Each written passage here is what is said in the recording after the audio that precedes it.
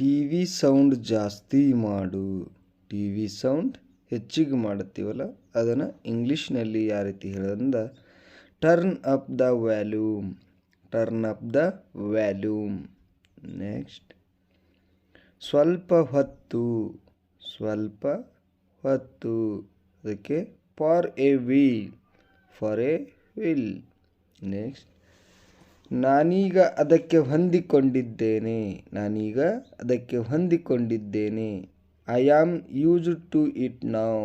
I am used to it now. ನಾನು ಅವನನ್ನು ನೋಡಿ ಕಿರಣ್ ಅಂದುಕೊಂಡೆ. ಈ ವಾಕ್ಯಗೆ I mistake him for Kiran ಅಂತ ಹೇಳಬೇಕು. ನೆಕ್ಸ್ಟ್ ನಿನ್ನ ಪರೀಕ್ಷೆ ಮುಗಿಯಿತಾ. ನಿನ್ನ ಪರೀಕ್ಷೆ ಮುಗಿಯಿತಾ ಅಂತ ಕೇಳ್ತೀವಲ್ಲ, ಆಗ are your exams over. Are your exams over ಅಂತ ಹೇಳ್ತೀವಿ. ಅವನನ್ನು ಹೊರಗೆ ಬಿಡಬೇಡ. ಅವನನ್ನು ಹೊರಗೆ ಬಿಡಬೇಡ. ಅದಕ್ಕೆ don't let him out. Don't let him out. ಅವನು ತನ್ನ ದೃಷ್ಟಿ ಕಳೆದುಕೊಂಡ. ಅವನು ತನ್ನ ದೃಷ್ಟಿ ಕಳೆದುಕೊಂಡ. He lost his vision. He lost his vision. ಮಕ್ಕಳನ್ನು ಹೇಗೆ ಬೆಳೆಸಬೇಕು. ಮಕ್ಕಳನ್ನು ಹೇಗೆ ಬೆಳೆಸಬೇಕು. How to raise the kites. How to raise the kites ಅಂತ ಹೇಳಬೇಕು.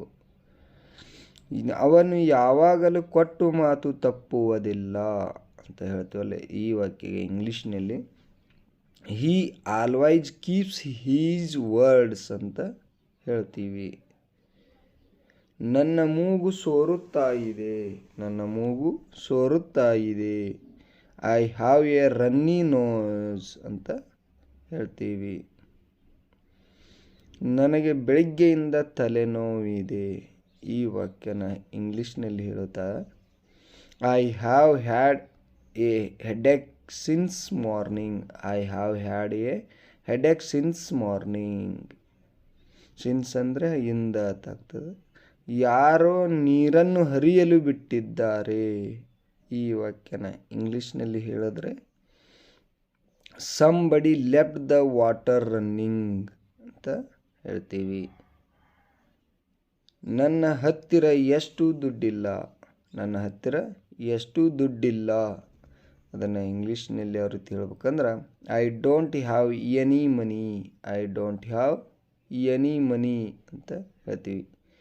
ಅವನು ಸದ್ದಿಲ್ಲದೆ ಮನೆಯಿಂದ ಹೊರಗೆ ಹೋದ.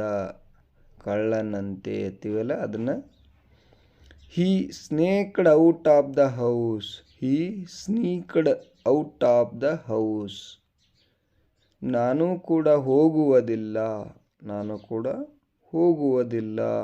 ಈ ವಾಕ್ಯಗೆ I don't go either. I don't go either ಅಂತ ಹೇಳ್ತೀವಿ.